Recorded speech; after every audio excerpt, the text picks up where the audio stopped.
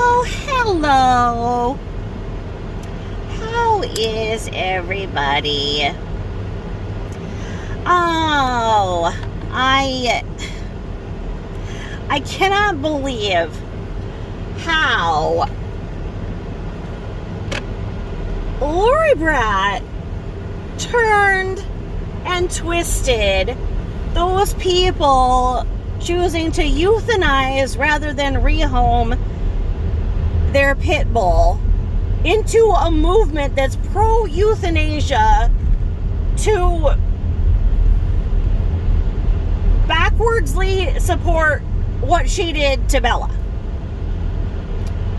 As if her insight was not a circus house of mirrors. I was like, no, you did not. You did not. And then, okay, so Burke has this beautiful friend, okay? And she always sits there and tries to butt in on Burke's life, and like with Burke's friends. Like, remember when she went into Burke's bedroom and stole the necklace of Burke's friend, put it on her filthy neck? Yeah. So, Burke has this beautiful friend who's a model. And yes, she was bitten by a pit bull, and it's tragic, but she's absolutely beautiful. She is living in exactly the right place where she needs to be. She'll have access to terrific doctors who will absolutely fix the bite. It's not an issue. Okay, it's not. But LBL tried to give her advice and tried to, use it that, oh yeah, trying to get money for her and everything, of course, acting like it's her friend. No, it's Burke's friend, okay? It's Burke's friend. And so she starts saying how terrible it is, and her lip was bitten off and her lip was thrown aside. Oh, shut up. Shut up. She doesn't need to hear that. LBL's been over there on her page saying, oh, well, yeah, it's just different. It's your new normal. But then she's talking about it like she's not going to hear it in disgusting ways. And then using that to justify why she euthanized Bella. Because in her warped mind, euthanization is better than rehoming. Now, that to me sounds like a domestic abuse situation where the man, yes, women can say it too, but let's just say man because we're talking about Lori Brat, says, if I can't have you, nobody can. Straight up. Straight up, that's what she did for her animals. Now, all she did was surrender Bella. The vets there have the final call on whether or not the animal should be put down, and it's very likely that Bella was adopted out, that was not put down. She wants to make it sound like she did this and she did that. Now, she went and surrendered her and said, put her down because she's deaf and blind. They're like, yeah, okay, whatever. I'm sure they gave her the opportunity to be, rescued just like any other dog. And I can only hope that. Maybe that makes it easier for me to deal with in my mind. That just because she wanted a puppy, she chose euthanasia. It makes it easier for my mind to file to think that hopefully she didn't get the death penalty for that.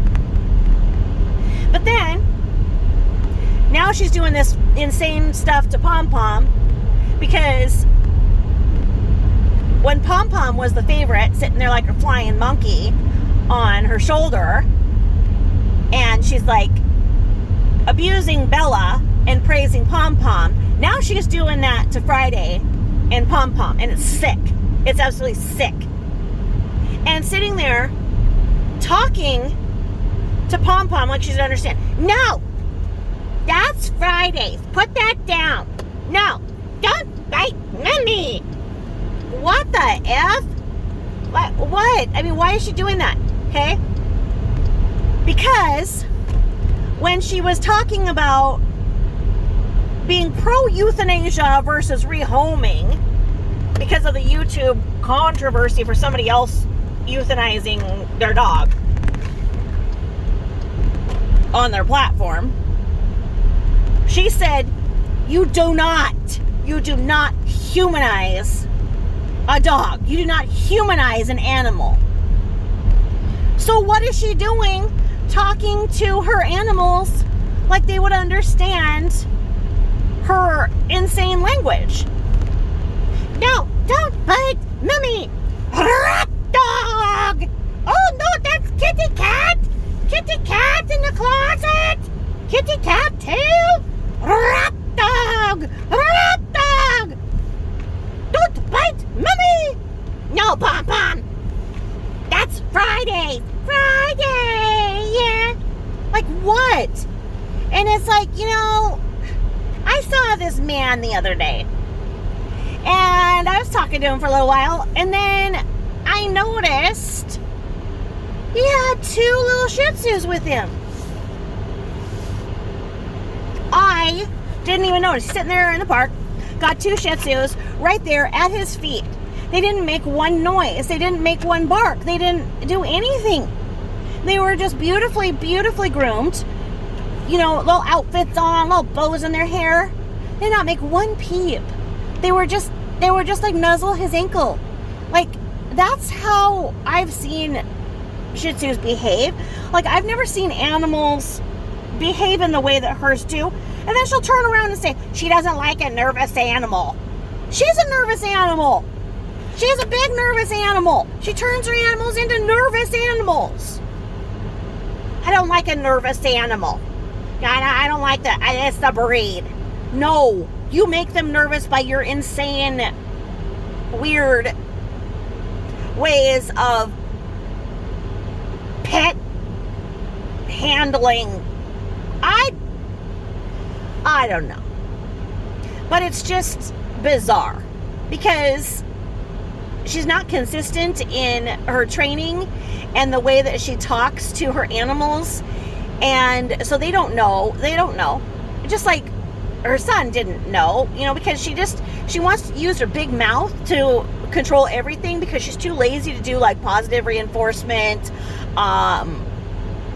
regular training, regularly taking out animals to potty, getting them on a schedule, anything like that. The normal things that a person who gets a pet would do. So, it's so insane. And then she's sitting there going, last week, when she's like, oh yeah, well, wearing masks. That's so stupid. You go into a restaurant and then you put your food in under your mask. And you sit there at a restaurant and eat under your mask. It's so obvious that she's not been among the freaking population going out to a meal. So that means that she was lying when she said she went back out with the Golden Girls. Those women will never be seen with her again if they didn't join the freaking witness protection program, change their number, move out of the country. Because she would know that when the hostess sits you down, she says, go ahead and remove your mask. If you want to go to the bathroom or move about the restaurant, go up to the bar, whatever, you just put your mask back on. You don't eat with your mask on. You don't put your straw under it. And how does she know if people are wearing masks where nobody else is? She'll sit there and go off about that. Like, oh yeah, well, they're wearing masks out when they're alone. Well, obviously not if you saw them. Maybe they're wearing the mask, they don't want to breathe in the same air you did or smell your undercarriage. Maybe. Okay? So anywho, she's sitting there saying that and how dumb people are because they have not seen their loved ones. And everybody's dying. And what are they doing not seeing their loved ones for a year? Yeah, Carol's been hospitalized how many times this year? And where's she? Yeah, where's that dutiful, dutiful daughter? If Lori Pratt was ever in the hospital, didn't she command Carol to be there to do her housework like normal? Like she always made poor Carol do her grocery shopping. Makes Carol do her grocery shopping and house cleaning. And so, like, Carol's been sick enough to be hospitalized at least 3 times. At least 3 times from what my friends have told me. 3 times? 3, maybe 4. She's not doing good. You know, she's not doing well. And where's Lori? Oh, can she not go out and help Mom in the hospital because of Friday? Or rat dog? Or kitty cat? She's insane. Absolutely insane. I'm just waiting though, because like, I think that she's not acknowledging Carol being in the hospital because she thinks that it punishes Carol. But then again, remember how she talks about her dad, and she said that after her dad died, she had the perfect relationship with him. The relationship she'd always dreamed of having with her father only happened after he died, because she connects with him spiritually. So of course, if somebody is dead, that means they can't tell her what's wrong with her way of thinking and living. So it's a perfect relationship. So she wants Carol to croak so that then she can have the perfect relationship with her mother that she's always wished for. Just wait for it. Wait for it. Watch it. And then she thinks she'll be able to get Carol's fortune. I'm sure, but I don't think Carol has anything left because of all of the cruises that she had to go on. You know, because she is such a cruise life. Not the lady who lunches, but the lady who goes on the cruises. You know, because so many people who are on SSI and food stamps and state subsidized daycare go on cruises and want to be cruise experts. Oh, and then she says, don't see me as a role model, because she wants to act like everything she's done is just a silly joke. What is she? She's nothing. She's small potatoes on YouTube. She's nothing. She's nothing. Don't ever look at her as a role model. But weren't you trying to get endorsements saying that you were an influencer and a beauty guru? And wondering why people are complaining about the contradiction in she wants to be a beauty guru and talk about, oh, you should wear this and that, when basic skincare starts with sunscreen. She's old enough to know that.